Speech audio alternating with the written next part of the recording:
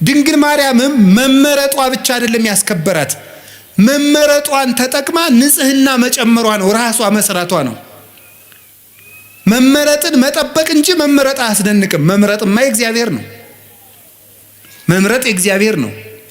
አሁን አንዳንዶቹ ምን ይላሉ? እመቤታችን እኮ እንዲህ ብለን ስናከብራት ማርያም ምን ታደርግ ኖሯል? ሲመርጣት አልመረጥም ልትል ነው? እሷ ባትኖርም እኮ ሌላ ሴት የመምረጥ እድል አለው እግዚአብሔር ምን ይሳነዋል ይላል። እንዴ የእሷ ነፃ ፈቃድስ? ነፃ ፈቃድ ያላት ፍጡር እኮ ናት። እንጨት ናት እንዴ ዝም ብሎ አስገድዶ ይመርጣታል? አይመርጣትም። ነፃ ፈቃድ አላት።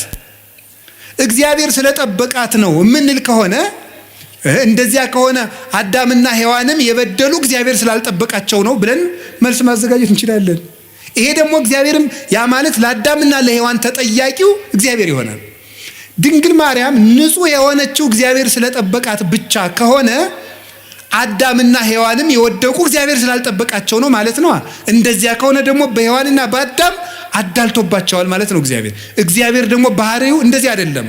ፈታሒ በጽድቅ ኮናኔ በርት ነው። በእውነት የሚፈርድ ነው። ኮናኔ በርት እውነት የሚፈርድ ነው። ፍርድ አይገመድልም።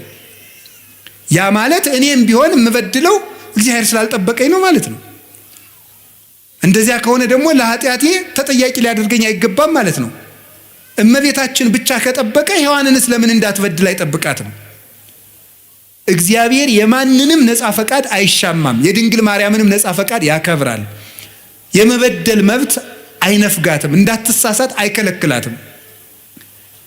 እሷ መጠበቋን መመረጧን አጽንታ በጠበቀች ንጹህ ሆና በጸናች መጠን እግዚአብሔርን በእጁ እየደገፈ ጠበቃት።